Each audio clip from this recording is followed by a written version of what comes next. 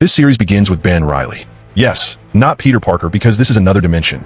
He talks about how he used to be Spider, a beloved hero willing to do anything. While fighting criminals, we learn that his time as Spider had ended. 5 years ago, his wife died. They were going to get married, but sadly he never got the chance to give her the ring because of her sudden death. Ruby once told him that with great power comes great responsibility. After losing her, Ben changed, and that happened 5 years ago. After the introduction, we see Ben in a bar searching for his target. He works as a private investigator. The man notices him, but Ben follows him anyway. Suddenly, the man disappears. We discover that his name is Addison, and Ben had been hired to find him. Addison runs off quickly, and Ben chases after him, but out of nowhere he gets hit by a car. The driver flees, leaving Ben unconscious in the street. When Ben regains consciousness, he runs after Addison. As he walks, his spider sense begins working, and he senses the presence of the man who hit him. Suddenly, Addison's hands begin to burn, and he warns the armed man that he's going to burn alive, so attacking him would be a bad idea. The gunman shoots Addison, and he collapses. The flames from his body ignite nearby oil, and the explosion throws the shooter into the air. Ben approaches the man and discovers his name is Patrick Donegal, another private detective who was probably hired by the same person that hired Ben. Once he regains consciousness, Patrick reveals that a man named Winston hired him to kill Addison. Both of them get into a car and leave. The next day, Ben arrives at his office, and his secretary Jeanette informs him that he needs to pay the phone bill, hinting that his private investigation business is not doing well. He tells her that Addison is dead. At that moment, the mayor of New York, Mr. Carmody, enters asking for his help. Ben asks if he is rich, joking that maybe his young wife married him for money, but the mayor ignores the comment and explains that he overheard his wife talking on the phone. That same night, she is supposedly meeting her lover at a nearby hotel. Ben accepts the case, and the events from the previous night occupy the local newspapers. He later meets with his friend Robbie Robertson, who tells him he's investigating rumors about a monster hunting a mafia boss named Silvermane. Robbie knows the city needs Spider-Man because without a hero the city has fallen into chaos, so he asks Ben to return to his old life. As Ben leaves, he sees a young cartoonist named Frankie. Later, Donegal approaches him and asks about the previous night. He wants to know who hired them and why. Thanks to Robbie, we learn that Silvermane is a mafia boss nobody should challenge. Addison tried to burn down his house, but failed. Robbie hopes Spider-Man will return someday, and knowing Ben still reads the paper, he publishes the story. Ben reads it, and that night, he follows the mayor's cheating wife. He discovers her lover is an older man who mistreats her. When the man tries to continue, Ben uses his webbing to stop him, allowing the woman to escape. The following day, Ben meets Winston, who arrives to pay him for the Addison job. Ben says the other detective paid him more, so he raises his price. Winston pulls out a gun, but both Ben and Jeanette stop him and force him to leave. Winston then heads to Silvermane's mansion. Ben speaks with Donegal while Silvermane admits he knew Addison had powers, so he orders Winston to do whatever is necessary to find him. Donegal wants to blackmail Silvermane using what they know, but Ben warns him not to. Silvermane is a very dangerous man. When Ben returns to his office, Jeanette already has photos of the mayor's wife. Knowing the truth, Ben decides not to get involved. He returns the mayor's money and claims his wife never met anyone, suggesting he simply talked to her instead. Jeanette jokingly suggests blackmailing the woman for extra cash. Through Robbie, Ben learns that the woman's name is Cat Hardy and that she works at the Alcove, a nightclub owned by Silvermane. Eventually, Addison's body is found riddled with bullets, and while investigating, Ben asks Robbie not to publish that information. To learn more, Ben goes to the alcove and hears Cat singing. He notices Winston meeting with Silvermane. To avoid being seen, he hides inside a phone booth. Unfortunately, Donegal is captured by Silvermane's men. Silvermane demands to know where Addison is. Donegal admits that Addison had powers and that he shot him first to survive. Once Silvermane gets the information he wants, he kills him. Now Silvermane wants to meet Ben personally at the alcove. Ben talks to Cat, but her bodyguard Flint Marco, also known as Sandman, watches over her. Ben gives Cat the photos of her affair, and Flint immediately starts chasing him. They fight, and Ben discovers Flint has sand powers. Flint beats him badly and throws him off a building, but Ben uses his webbing and manages to knock Flint unconscious. Ben tells Cat that he wants nothing to do with her or her relationships, and that they should never speak again.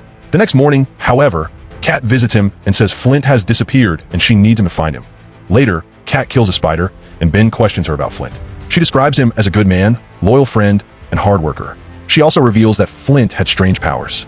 Ben realizes Jeanette already knows everything too. Cat says Flint's condition is getting worse, and Ben asks her to tell him everything if she expects him to help. Please, the recap of this particular movie took a lot of energy for me to make. Please subscribe to get me to 100 subscribers. I don't think it's really that much. Okay, back to the movie. Ben and Jeanette begin investigating. Jeanette researches Flint's background while Ben handles field work. Meanwhile, at Silvermane's mansion, his breakfast is prepared with extreme care. He tells Winston he will soon meet his business partner at the docks. but they should remain cautious because someone wants him dead. If killing him benefited anyone, they would have done it long ago. Silvermane wants to personally crush whoever is behind this. At the same time, Robbie is nearly rejected from an interview at the Daily Bugle. When Ben searches Flint's apartment, he finds a photo showing Flint, Addison, and several other men together. The strange thing is that all of them have superpowers.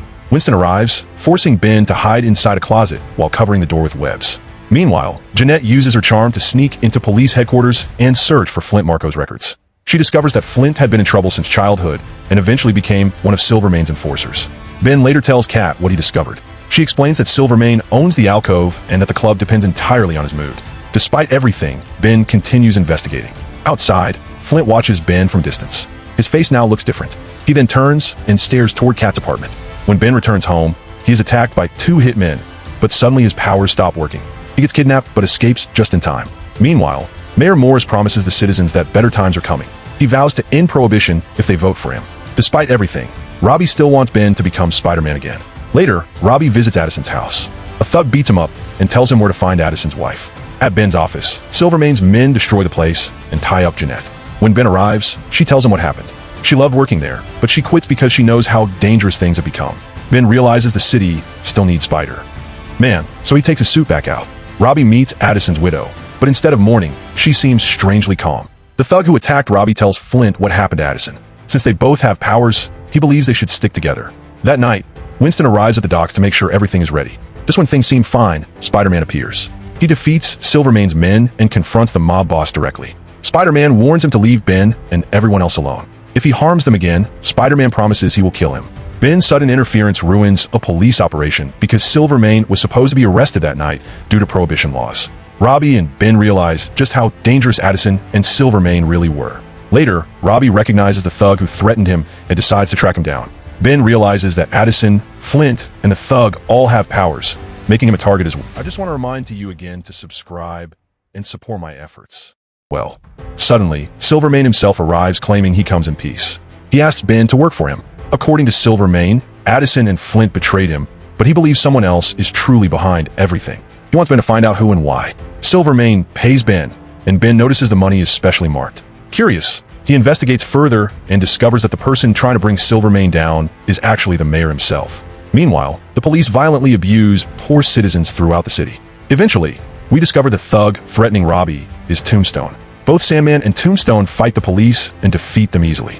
A gossip reporter possesses photos of Kat and her lover in an attempt to smear her reputation. Ben visits him and tells him to stop. Later, he speaks with Kat, who admits she used to be Silvermane's lover. Ben warns her that Silvermane did not become powerful through luck alone and that he is extremely dangerous. Winston sees Ben leaving and offers to pass information to him in exchange for money. Robbie later tells Ben and Jeanette everything he has discovered. He wants to publish the story and return to the Bugle.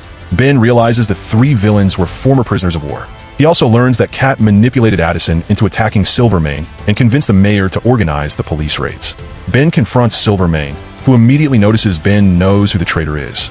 Robbie finally returns to the Bugle and sells the story to the new editor. To avoid suspicion, Ben hires Frankie while secretly sneaking into Silvermane's building. Using his spider sense, he breaks into the safe and discovers that all the money is marked differently depending on the person receiving it. That same night, Flint visits Kat. It turns out he was also one of her lovers. Kat wants to leave this life behind and escape with him, but every time Flint becomes emotional, his powers grow unstable. He has no idea what is happening to him or how to cure it. Meanwhile, the Daily Bugle publishes the story, and now Sandman and Tombstone are considered monsters by the public. Later, the mayor questions Ben directly, wanting to know where Spider-Man is. Every time Spider-Man appears, Ben somehow happens to be nearby. Ben also learns the mayor's first political campaign was funded by Silvermane. Through Frankie, Ben discovers Kat is planning to flee the city. Winston intercepts them and says Silvermane plans to erase them both, so they should follow him instead. Eventually, Addison's widow reveals the truth to Winston. Everyone knows Silvermane marks his money differently depending on who receives it. The bill she possessed matched Winston's. Believing Winston betrayed him, Silvermane murders him. Later, Silvermane congratulates Ben and says Winston was just another disposable servant. Someone like Ben would be valuable to his organization, but Ben refuses that life. When Ben tries to leave, Silvermane pressures him to stay. The following morning, Ben arrives drunk at his office. Jeanette tells him the mayor has been calling non-stop. Meanwhile, Robbie searches for Tombstone while Silvermane visits Kat and warns her not to try escaping again. He also asks whether she has feelings for Ben, but she denies it. While waiting for Ben, Jeanette teaches Frankie math. Kat calls and asks to meet Ben immediately. That afternoon, Silvermane plans to meet with the police commissioner, but the man never arrives, so Silvermane decides to look for him personally. When Ben meets Kat, he asks why she wanted Silvermane dead. They go somewhere private, and while sitting in a theater, she explains how she met Silvermane.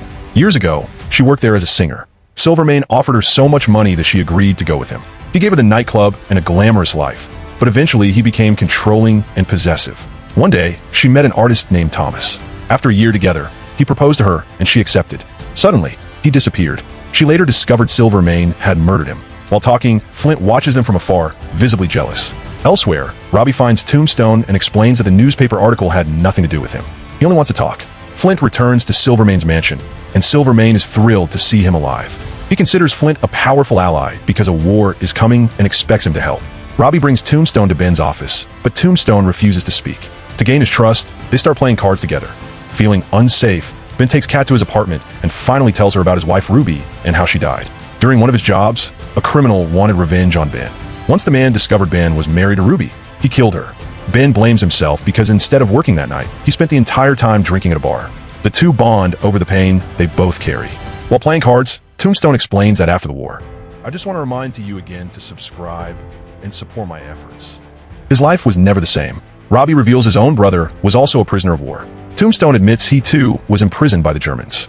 That night, Silvermane visits the mayor and angrily questions the police chief about missing their meeting. The mayor intends to end prohibition and threatens to expose Silvermane if necessary. Using Flint as intimidation, Silvermane warns them that war is coming soon. While Ben and Kat are together, they hear over the radio that chaos has erupted in the Diamond District. Kat wants Ben to stay with her, but he leaves anyway. Tombstone later explains that his degenerative condition is worsening rapidly and that he needs to find Dr. Faber. Ben puts on the Spider-Man suit again and asks Robbie to accompany him. When they arrive at the scene, Flint is gone. Instead, another superhuman appears. He is thrilled Spider-Man has returned. The villain, Megawatt, uses electrical powers and humiliates Spider-Man in front of everyone. Ben tries to escape, but Megawatt pursues him. Spider-Man attempts to cut off the power source, yet Megawatt already has enough energy stored to continue fighting. The mayor watches the battle happily because he also wanted Spider-Man's return. Despite being exhausted, Ben finally defeats Megawatt. The mayor immediately uses the moment for political gain, announcing publicly that Spider-Man now works alongside him to save the city. Later, Kat visits Ben. Knowing he is Spider-Man, she jumps from a window and he catches her. They kiss. Afterwards, they go to a nearby restaurant where Ben finally explains how he got his powers. During the war, Ben and his unit were sent to liberate a village occupied by Germans. He lost many important people that day. Alongside a soldier named Smith, he discovered a secret laboratory where civilians were being used for experiments. Some were tested with snakes, mantises, and other creatures. One experiment involved a spider, and when it bit Ben, he gained his powers. I just want to remind you again to subscribe and support my efforts. A photograph taken that day shows Flint, Tombstone, and Addison among the soldiers. That was the day Ben became Spider-Man. Since Ruby's death, Ben has only wanted to live as a normal civilian and leave the superhero life behind forever. At the Bugle, Robbie convinces the editor to give him his old position back and retract the false article from earlier. Although Robbie regains his job, many people still judge him because of his race. Later, Flint tries recruiting Tombstone, promising him a better life under Silvermane. Back at the office, Jeanette and Robbie tell Ben about Dr. Faber. Meanwhile, at police headquarters, officers brutally beat Megawatt, demanding to know who he is and how he got his powers, but he refuses to answer. Flint brings Tombstone to Silvermane, becoming the mob boss's new right-hand man now that Kat is gone. Robbie visits the hospital and attempts to question Dr. Faber while Ben sneaks in her office. Robbie points out how strange it is that every superhuman visited her before transforming, but she denies knowing anything. Ben is eventually discovered and pretends to be insane, but Dr. Faber's assistant recognizes him as the soldier who once liberated his French village during the war. That night, Tombstone and Flint free Megawatt from custody. Before leaving, Silvermane wants to speak with him personally. Megawatt absorbs electrical energy from the building and accidentally kills a guard with a touch, shocking even Silvermane. After reading Dr. Faber's files, Ben discovers the horrifying truth. Instead of curing the test subjects, Dr. Faber intensified their mutations.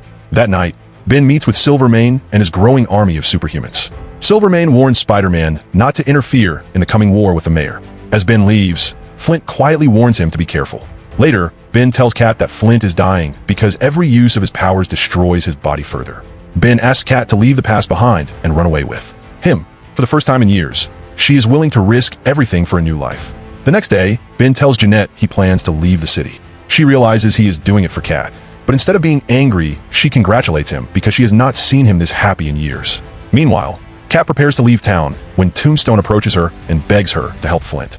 She explains Flint's condition is worsening and Silvermane is changing him into something terrible. Flint becomes enraged and punches a steel beam, almost crushing Kat, but Tombstone saves her just in time. Before leaving, Tombstone asks whether Dr. Faber could still cure them. He explains there may still be hope because Spider-Man's mutation is more stable than theirs. Unfortunately, they do not know where Spider-Man is. With no other option left, Kat visits Dr. Faber and finally reveals Spider-Man's true identity. Spider-Man is Ben Reilly. Please subscribe, making this recap was not easy.